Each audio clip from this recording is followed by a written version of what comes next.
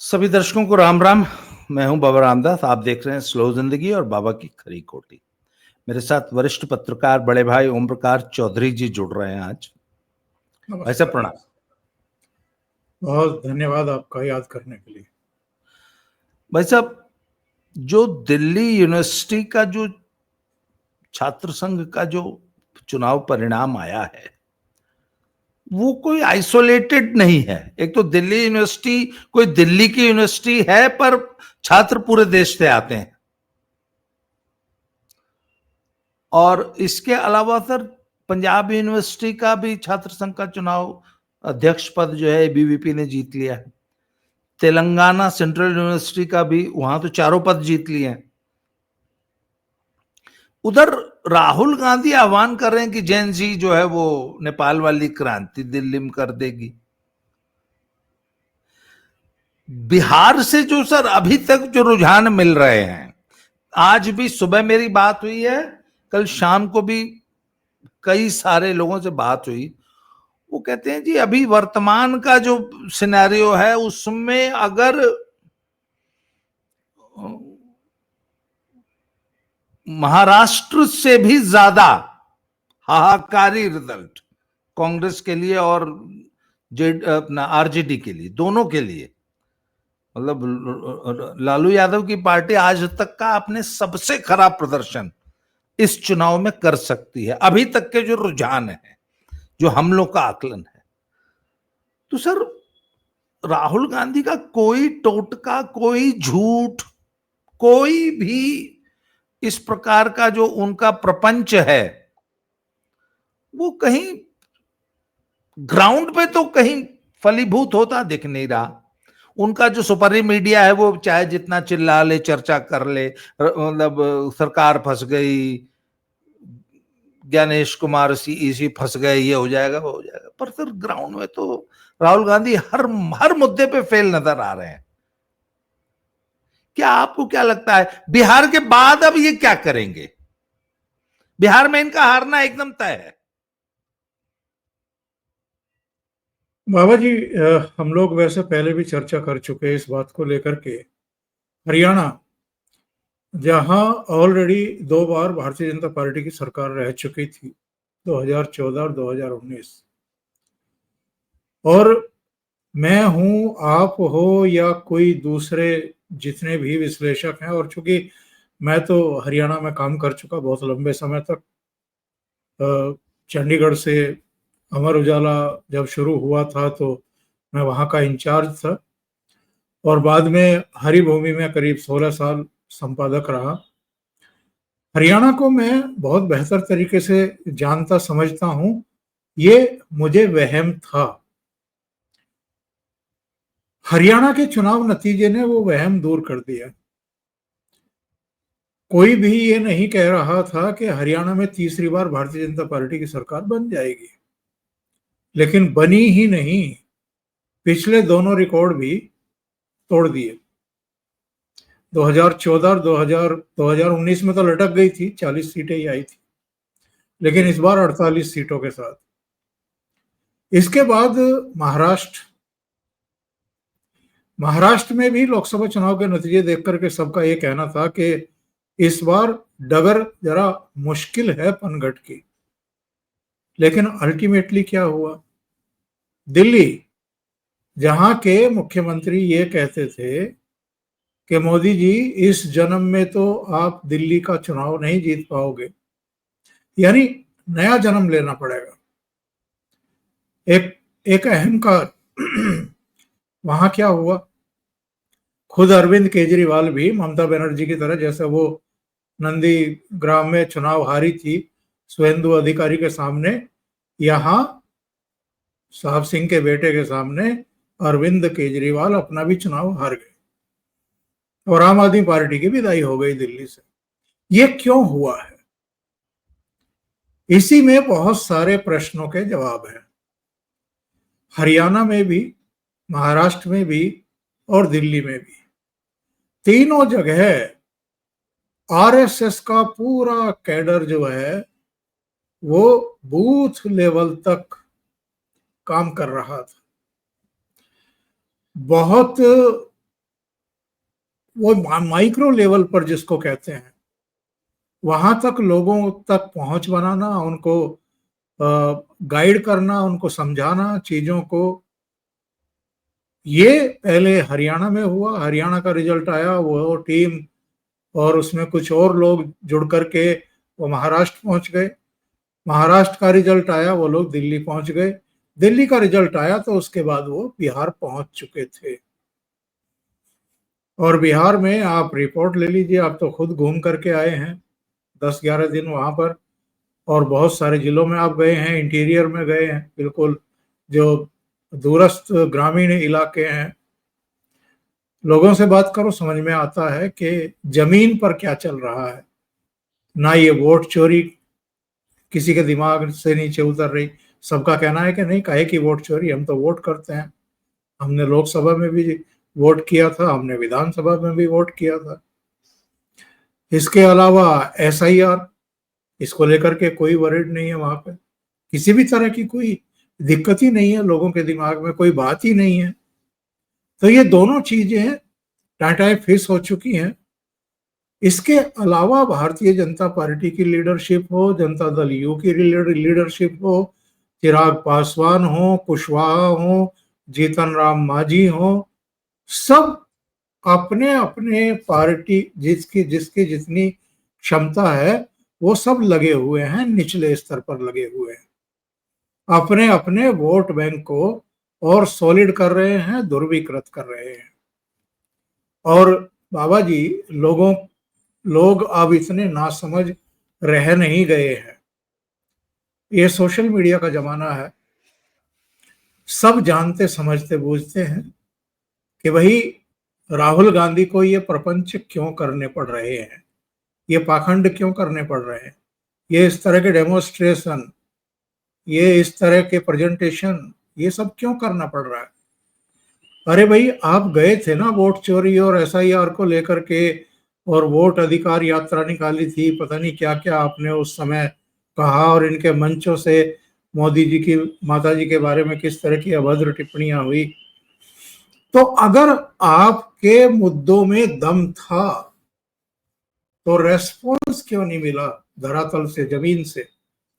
और अब आपके ही सहयोगी जो 15-16 दिन तक आपकी गाड़ी में लटके हुए थे, आपके साथ चल रहे थे, तेजस्वी यादव, वो अब बिहार अधिकार यात्रा क्यों निकाल रहे हैं, वोट अधिकार यात्रा क्यों नहीं निकाल रहे, या SIR की बात क्यों नहीं कर रहे वो, क्योंकि वो मुद्दा ही नहीं है, जमीन पर वो मुद्दा ही नहीं है। अच्छा, जो आपने चर्चा किया कि पंजाब यूनिवर्सिटी हो, दिल्ली यूनिवर्सिटी हो, या तेलंगाना यानी हैदराबाद सेंट्रल यूनिवर्सिटी हो, इन सब में, और पटना बिहार अगेन, इन सारी यूनिवर्सिटीज में, उत्तराखंड की जो यूनिवर्सिटी और जो कॉलेजेस दूसरे जगह हैं वहां पर भी जो इलेक्शन हुए हैं, सब में ABVP ने परचम लहराया है। ये क्यों हो रहा है? ये तो सूरदासों को भी दिखाई देना चाहिए और समझ में आना चाहिए कि एक्चुअल में जमीन की स्थिति कुछ और है, और ये जो पाखंड कर रहे हैं, ये जो प्रपंच कर रहे हैं, ये बस एक आंखों में धूल झोंकने की कोशिश कर रहे हैं। पता इनको भी है, जानते ये भी हैं, समझ ये भी रहे हैं कि किस्सा खत्म है। वरना जहां तेलंगाना में इनकी अपनी सरकार है, अपने मुख्यमंत्री हैं, अपनी पार्टी जिसकी सत्ता में हो, वहां अगर यूनिवर्सिटी में ABVP परचम लहराती है और सभी पदों पर, वहां ये नहीं है दिल्ली की तरह कि चलो एक पद NSUI को मिल गया, वहां सभी पद ABVP ने जीते। और हैदराबाद जैसी जगह जहां सामने मुस्लिम छात्र संगठन और भीम की विचारधारा वाले छात्र संगठन, यहां तक के सूचना आ रही है कि केरल से भी लोग शामिल थे, ABVP संगठन के सामने वो ताल ठोक रहे थे तब इतनी बुरी पराजय आपकी हुई है।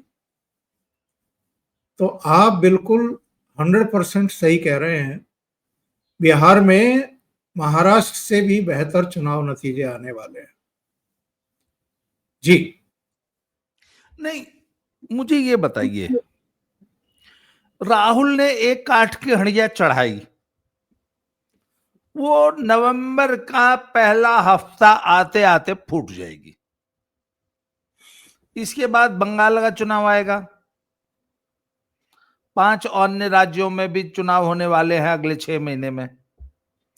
उनमें से शायद ही किसी भी एक भी राज्य में राहुल गांधी की कोई परफॉर्मेंस अगर दिखाई दे जाए तो बड़ी मुश्किल है। इसके बाद अब ये क्या करेंगे सर? ये तो उनको भी नहीं पता, उनकी पार्टी के नेताओं को भी नहीं पता कि राहुल गांधी अगले क्षण क्या करने वाले हैं। लेकिन ये कोई पहली बार है क्या? काठ की हांडी पहली बार चढ़ी है क्या? आप याद करिए, जब नरेंद्र मोदी प्रधानमंत्री बने उसके बाद एक शिगुफा शुरू हुआ था असहिष्णुता का, अवार्ड अवार्ड वापसी का। वापसी। हम्म। एक पूरा गैंग था जिसमें फिल्म के भी भांड थे, उसमें तथाकथित साहित्यकार भी थे, उसमें जुडिशियरी से जुड़े हुए लोग भी थे, पूर्व प्रशासनिक और पुलिस अधिकारी भी थे, कुछ सैन्य अधिकारियों की लटकन भी इनके साथ रहती है, वो भी टोपी लगा करके पहुंच जाते हैं। मीडिया तो है ही, इकोसिस्टम तो इनका है ही। तो उस समय मीडिया भी जम करके नरेंद्र मोदी का विरोध करता था और लगभग 90% मीडिया मोदी के खिलाफ था। वो तो धीरे धीरे बाद में लोगों की समझ में आया, मीडिया हाउसेस की समझ में आया, तो उन्होंने समर्थन करना तो शुरू नहीं किया, लेकिन थोड़े से न्यूट्रल हो गए, क्योंकि उनकी समझ में आ रही थी कि जो प्राइम टाइम में उन्होंने चेहरे बैठा रखे हैं वो सारे के सारे तो कांग्रेस की और वामपंथियों की दलाली कर रहे हैं, और टीआरपी का भट्टा बैठ चुका है, कमाई खत्म हो गई है। तो एक एक करके उनको लात मार करके बाहर निकाला गया। अब वो अपने अपने यूट्यूब चैनल पर भी वही प्रोपेगेंडा जारी रखे हुए हैं। उनको कोई और मीडिया हाउस चिमटे से छूने को भी तैयार नहीं है, उनको नौकरी देने को तैयार नहीं है। तो उसके बाद आप हिंडनबर्ग तो खैर काफी बाद में आया। ये अडानी अडानी चिल्लाते रहे, बीच में फिर बीबीसी की डॉक्यूमेंट्री, इसके अलावा जो है कितने चौकीदार मामले चोर इनके है। सामने, चौकीदार चोर, राफेल में सौदेबाजी जी। हुई, अनिल अंबानी के जेब में 30,000 करोड़ रुपए मोदी जी ने डाल दिए, वो जेल जाने के कगार पे खड़ा हुआ है, दिवालिया हो गया, और मोदी जी ने उसके जेब में 30,000 करोड़ डाल दिए। अनेक मुद्दे इन्होंने, और कैसे कैसे झूठ बोलते हैं ये। अमेरिका में अभी ज्यादा समय थोड़ा हुआ है, वहां जाकर के कहा कि धार्मिक स्वतंत्रता भारत में मैं तब मानूंगा जब सिखों को उनके गुरुद्वारों में पग पहन करके, कड़ा हाथ में डाल करके, कृपाण लेकर के जाने की इजाजत दी जाएगी। कौन सी दुनिया में जी रहे हैं ये? और वहीं से विरोध शुरू हो गया, सिखों ने वहीं से इनका विरोध शुरू कर दिया कि ये जानते क्या है सिखों के बारे में, गुरुद्वारों के बारे में।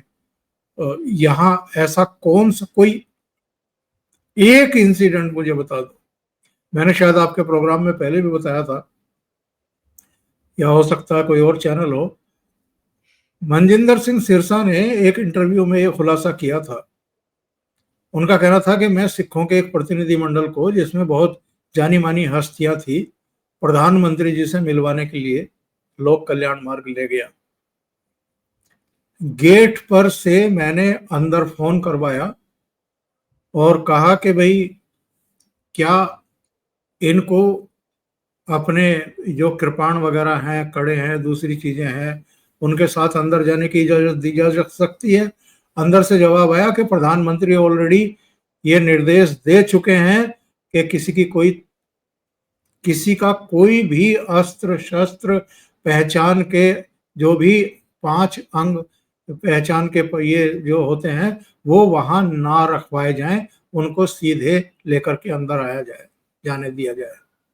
जिसमें वो तलवारें भी लिए हुए थे, और उन सबको प्रधानमंत्री प्लेटें खुद उठा करके दे रहे थे और उनको खाना खिलवा रहे थे।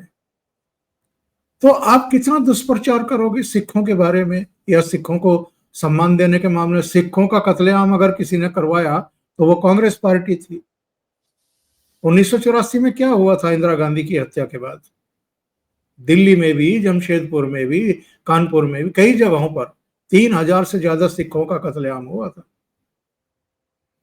और जांचों को अंजाम तक पहुंचने नहीं दिया गया। आयोग गठित हुए, एसआईटी गठित हुई, समितियां, दूसरी जांच समितियां गठित हुई, उन पर कुंडली मार करके बैठ गए ये लोग। जगदीश टाइटलर से लेकर के सज्जन कुमार तक को ये उनके पदों से हटाने को तैयार नहीं थे। तो आपका अतीत इतना काला है और आप झूठ बोलते हैं इस दौर में सरकार को बदनाम करने के लिए। तो जो आप कह रहे थे ना कि काठ की हांडी जो है, वो काठ की हांडी एक्चुअल में बार बार चढ़ती नहीं है। एक बार लोगों ने परख लिया कि झूठ बोल रहा है, दूसरी बार भी आपने जो कहा वो झूठ ही निकला। आप, एक समय था जब जस्टिस दीपक मिश्रा चीफ जस्टिस हुआ करते थे, उस समय इन्होंने 9-10 पीआईएल अलग अलग मुद्दों को लेकर के डलवाई थी। लोगों को खड़ा करना बड़ा आसान होता है, किसी को भी पकड़ो और उसको पैसा दिलवाओ। वकीलों की कोई कमी है नहीं इनके पास, वो तैयार रहते ही हैं। तो जो भी कोर्ट फीस लगती होगी या जो पुजापा चढ़ता होगा वकीलों को, वो दो और पीआईएल डलवा दो। दीपक मिश्रा के समय 9 पीआईएल इनकी रिजेक्ट हो गई थी। तो फिर आपको याद होगा बाबा जी, दर्शकों को याद होगा, 4 जस्टिस पहली बार सार्वजनिक तौर पर प्रेस कॉन्फ्रेंस करने के लिए बैठा दिए गए थे। सुप्रीम कोर्ट के इतिहास में ऐसा कभी नहीं हुआ। और कपिल सिब्बल जस्टिस दीपक मिश्रा के खिलाफ महाभियोग प्रस्ताव लेकर के आने वाले थे, ले ही आए थे। तो वो वेंकैया नायडू उस समय सभापति हुआ करते थे राज्यसभा में, उन्होंने वो रिजेक्ट कर दिया था। तो ये न्यायपालिका पर किस तरीके से प्रेशर बनाते हैं, चुनाव आयोग पर किस तरीके से बनाते हैं, अलग अलग संवैधानिक संस्थाओं के बारे में किस तरह की टिप्पणियां करते हैं, किस तरह उनकी अवमानना की जाती है, ये पूरे देश के सामने है। ये एक्चुअल में हम पहले भी इस पर चर्चा कर चुके। राहुल गांधी की ये अंतिम कोशिशों में से एक है। उनको लग रहा है कि देखो, हरियाणा हार गए, महाराष्ट्र हार गए, दिल्ली हार गए, जम्मू कश्मीर में 90 का सदन है जिसमें से केवल 6 एमएलए चुन करके आए, और वो 6 के 6 मुसलमान हैं, एक भी हिंदू नहीं है। झारखंड में आप छोटे भाई की भूमिका में हैं। बिहार में भी इनको कहीं 40 बीघे में कोई पौधा उगता हुआ दिखाई दे नहीं रहा है। बंगाल में इनका किस्सा ही खत्म है। तो इनकी कुल मिलाकर के चिंता का कारण असम है। हरियाणा की तरह अगर असम में भी कांग्रेस पार्टी तीसरी बार भी चुनाव हार गई, जिसके पूरे पूरे आसार दिखाई दे रहे हैं, तो राहुल गांधी की लीडरशिप को लेकर के कांग्रेस के भीतर से सवाल खड़े होने शुरू हो जाएंगे और बहुत तगड़ा प्रतिवाद शुरू होगा। इनको कुल मिलाकर के चिंता इस चीज की है। इसलिए उससे पहले ही एक होता है ना कि पेशबंदी करना, तो ये पेशबंदी की जा रही है। भ्रमित करो जनता को भी, अपने कार्यकर्ताओं को भी, अपनी लीडरशिप को भी, और अपनी कमी को छुपाने के लिए दूसरों के सिर पर ठीकरा फोड़ो।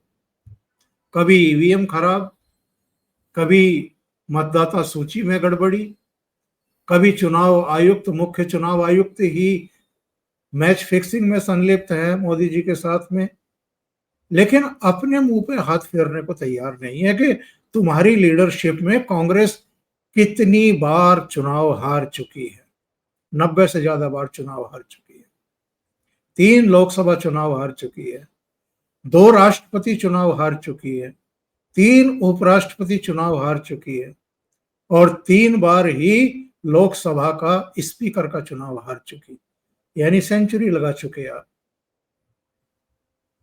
तो अपनी जो लीडरशिप की नाकामी है, नाकाबिलियत है, उसको ढांपने के लिए आप कहीं तक भी जाएंगे। जी मुझे एक बात बताइए, मोदी जी की एक सबसे बड़ी खासियत जो मैं देख रहा हूं, विपक्ष को मुद्दा विहीन कर देते हैं, विपक्ष से मुद्दा छीन लेते हैं। पीछे 3 महीने लगातार राहुल जी ने ओबीसी दलितों की मतगणना कराओ, ओबीसी की दल का, सॉरी मतगणना बोला हूं, जनगणना कराओ, जनगणना कराओ, मोदी जी ने मुद्दा छीन लिया। अब एक मुद्दा हालांकि आधा अधूरा ही था, बेशक आंकड़े कहते हैं कि मुद्रास्फीति की दर सिर्फ 1.75 है। इसके बावजूद आज नवरात्रि के शुभ अवसर पर मोदी जी ने आज जीएसटी का तोहफा दे दिया, घटी दरों का। जो रहा था सर महंगाई का मुद्दा था, वो छीन लिया। जनजी को भड़काते रहते हैं कि भाई जनजी बेरोजगार है, जॉब नहीं है, ये है वो है। जनजी ने अपना फैसला दे दिया। सर बात यह कि अच्छा, बिहार में आज जो सबसे बड़ी समस्या आ रही है ना इनको चुनाव लड़ने की, इनको ये समझ नहीं आ रहा कि ये मुद्दा क्या उठाएं। भाई भ्रष्टाचार पे बोल नहीं सकते, इनके मुंह में दांत ही नहीं है, ये किस मुंह से भ्रष्टाचार की बात करेंगे।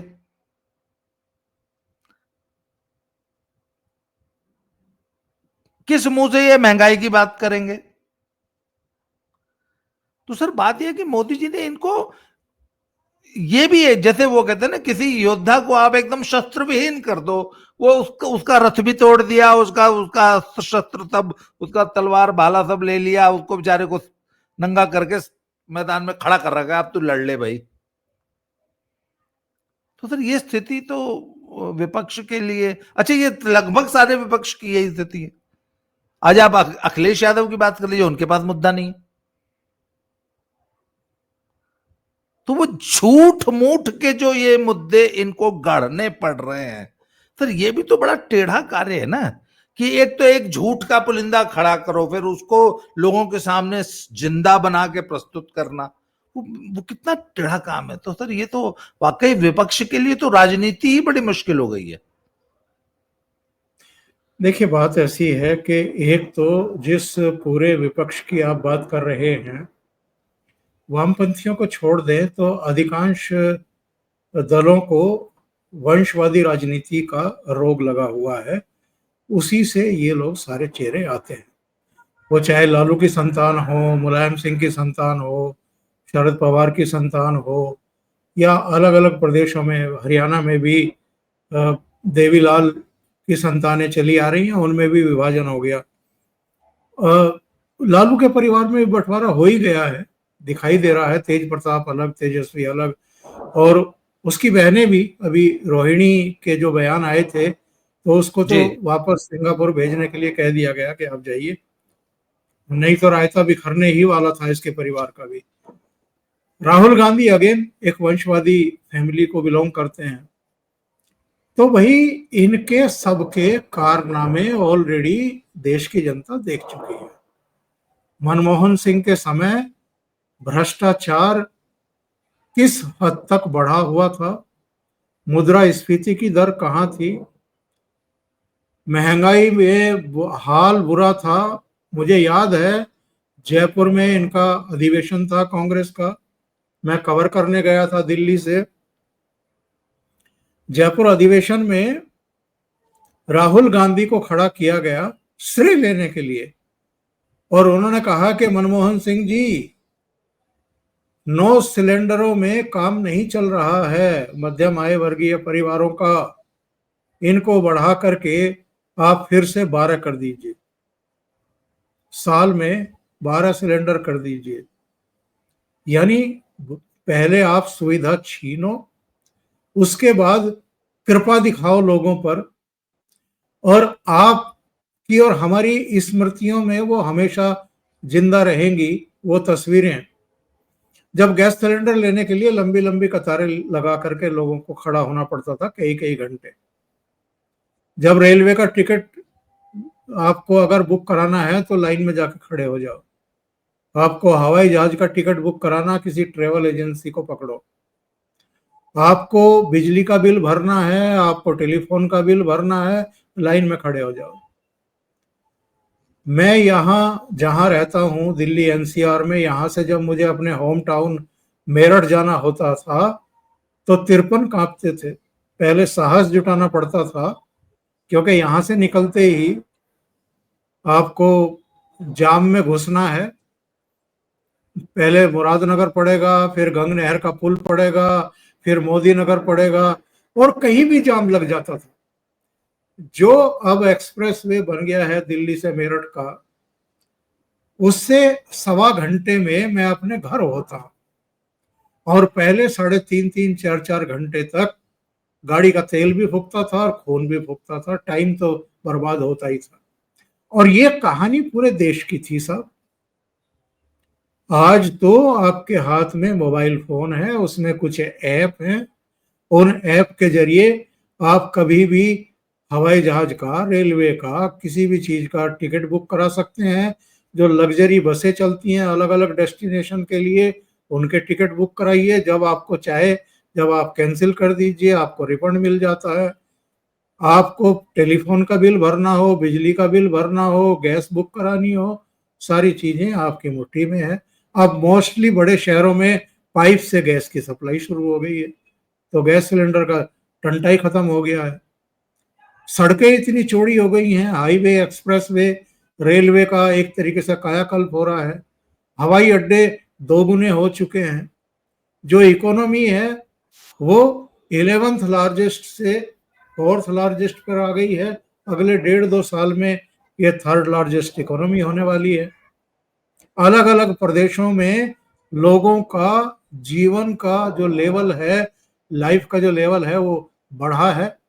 ये तो मेरे या आपके आंकड़े नहीं हैं, ये तो वैश्विक मंचों से बताया गया है कि करीब 27 करोड़ आबादी भारत की गरीबी की रेखा से ऊपर आ गई है, उभर आई है। तो ये बकैती करने से नहीं होता है, ये दिन रात काम करने से होता है। और एक दौर था जब छोटे से छोटा कोई रक्षा सुरक्षा का सामान भी विदेशों से मंगाना पड़ता था साहब। आज तमिलनाडु और उत्तर प्रदेश में जो डिफेंस कॉरिडोर बने हैं, उनमें 200 से ज्यादा अस्त्र शस्त्र, यहां तक के अब जेट हवाई जहाज भी हम लोग खुद तैयार करने में लगे हुए हैं। उनके इंजन भी अमेरिका और फ्रांस देने को तैयार है। फ्रांस तो 100% तकनीक देने को तैयार है। तो ये इच्छा शक्ति से होता है। 3 राज्यों को बीमारू राज्य कहा जाता था, बिहार को, मध्य प्रदेश को और उत्तर प्रदेश को। तो उत्तर प्रदेश और मध्य प्रदेश तो उस छवि से बाहर निकल आए हैं, बल्कि उत्तर प्रदेश तो आज की तारीख में सबसे तेज गति से विकास करने वाले राज्यों में। और बिहार में जितना पैसा मोदी जी खर्च कर रहे हैं, अगले 5 साल में, 10 साल में बिहार भी कदम ताल करते हुए आपको दिखाई देगा। तो इनकी जो विपक्षी दल हैं, इनकी कुल मिलाकर के कोशिश ये है कि ये जो अश्वमेध यज्ञ शुरू किया था मोदी जी ने, इस घोड़े को किसी तरीके से रोको, चाहे जो झूठ बोलना पड़े, चाहे जो करना पड़े। और इनकी सबसे बड़ी चिंता क्या है कि हरियाणा, महाराष्ट्र और दिल्ली के बाद बिहार जीत रही है भाजपा और जनता दल यू मिलकर के, और इसके बाद बंगाल का जो है नंबर लगा हुआ है। ममता बनर्जी भी डरी हुई है। अगर बिहार और बंगाल ये दोनों जीत लिए तो फिर असम भी श्योर है कि कांग्रेस तो नहीं जीत पाएगी। और अगर असम और केरल ये 2 चुनाव राहुल गांधी फिर हार जाते हैं, फिर हरवा देते हैं अपनी, और जिस तरह की हरकतें हैं उनमें हारने के चांसेस ही हैं। जी, क्योंकि जमीन पक्का। पर काम नहीं करते हैं। नहीं ये नहीं, जमीन पर आसाम भी सर, आसाम की तो आप गारंटी ले सकते हैं, आसाम राहुल हाँ, गांधी हार रहे हैं, हेमंता तो रिपीट उसके बाद करेंगे। वो दिखाने के लायक नहीं बचेंगे। हालांकि बेशर्म बहुत बड़े हैं, बेशर्म बहुत बड़े हैं। एक पैंट की एक जेब में हाथ डाले रखते हैं और दूसरे में माइक पकड़ करके बस जो मुंह में आता है वो उनको कहते जाना है। तो ये कब तक लल्लू बनाएंगे अपनी पार्टी के नेताओं और कार्यकर्ताओं को, बस यही देखना बाकी है। देश मंडी तो सर पर समझ चुका है और देश तो जाग चुका है। देश को कुल मिलाकर ये सर, लल्लू अब नहीं बना सकते। जी, जेन जी ने जो राहुल गांधी को जवाब दिया है ना, इससे बेहतरीन जवाब सर। सबसे बड़ी बात है ना, गाल तो आप चाहे जितना बजा लीजिए, मजा बिल्कुल तो तब आता है जब ग्राउंड पे उतर के वैसा रिजल्ट आ जाए। तो जो ग्राउंड के जो रिजल्ट है ना सर, वो तो मोदी जी का पूरा 100%, उनकी नीतियों का, उनकी उनके उनकी कार्यकुशलता, उनका जो विजन है उसका, वो सही है अपनी जगह, वो सही दिशा में काम कर रहे हैं, देश सही दिशा में आगे बढ़ रहा है। इसका सबसे अच्छा अगर कोई रिजल्ट अगर आपको देखना है तो ये छात्र संघों के चुनाव में जो जेन जी ने जो विश्वास जताया है मोदी जी की नीतियों में, और ये राहुल गांधी के मुंह पे एक बहुत बड़ा तमाचा है। और राहुल गांधी को कायदन इससे सबक लेना चाहिए और अपनी मैं नीतियों में, अपनी स्ट्रेटेजी में परिवर्तन करने की जरूरत है उनको। एक बात और जोड़ देता हूं। देखिए, नरेंद्र मोदी ने जो ये दर्जा हासिल किया है ना घर के मुखिया का, जी घर के मुखिया का दर्जा किसी को ऐसे ही नहीं मिलता है। घर के मुखिया को पता होता है कि मेरे घर में कितने लोग खाने वाले हैं और कितने लोग कमाने वाले हैं। जो नहीं भी कमा रहे हैं उनका भी ध्यान रखना कि भाई चलो आज इसको थोड़ी सी जरूरत है संबल की और इसका मनोबल बनाए रखने की। कल को ये भी कमाएगा, कल को ये भी योगदान देगा घर की इकोनॉमी में। जी ये जो कोविड काल हुआ था ना, कोविड काल में नरेंद्र मोदी ने जो सच्चे अभिभावक के रूप में देश को संभाला, पीढ़ियों को संभाला, बुजुर्गों को कहा कि आपको घर से बाहर नहीं निकलना है, नई पीढ़ी को कहा कि इनका विशेष ध्यान रखना है, अपना भी रखना है। और किसी अमेरिका की तरफ, किसी चीन की तरफ या किसी दूसरे देश की तरफ, यूरोपियन कंट्रीज की तरफ नहीं देखा कि वो जब वैक्सीन भेजेंगे तो हम लगवाएंगे और अपने देश को और अपने देशवासियों को, अपने घर के लोगों को सुरक्षित करेंगे। खुद सीरम इंस्टीट्यूट से लेकर के दूसरे लोगों को कहा कि लगो, वैज्ञानिकों को कहा लगो। चुनौतियां थी भाई। ये जो 1.5 महीने का लॉकडाउन रखा, ये क्यों रखा? क्योंकि हमारी तैयारी नहीं थी इस तरह की आपदा का सामना करने की। लोगों को घरों में कैद इसलिए रखना पड़ा कि अगर ये बाहर जाएंगे तो बहुत बड़ी तादाद में कैजुअलिटी होंगी, मरेंगे और देश में एक अजीबोगरीब माहौल पैदा हो जाएगा। जी उन 1-1.5 महीने के भीतर सारी तैयारियां कर ली, सारे उपकरण, अस्पतालों में आईसीयू बेडों की तादाद बढ़ा दी गई, सब कुछ तैयार किया गया, किट तैयार की गई, लैब तैयार की गई। और उसके बाद जिस तरीके से देश को संभाला वो अभूतपूर्व है साहब। वो नरेंद्र जी मोदी एक अभिभावक के तौर पर, घर के मुखिया के तौर पर प्रतिष्ठापित हुए और उसके बाद से भी लगा भाई उनकी कौन सी संतानें हैं, उनके कौन से रिश्तेदार हैं, उनके कौन से जीजा हैं जिनके लिए उनको चिंता करनी है या उनको सेट करना है या उनकी आने वाली पीढ़ियों के इंतजाम करने हैं। वो हों योगी आदित्यनाथ हों, ये सब लोग, इन्होंने तो कभी शादी नहीं की, इन्होंने तो घर ही नहीं बसाया।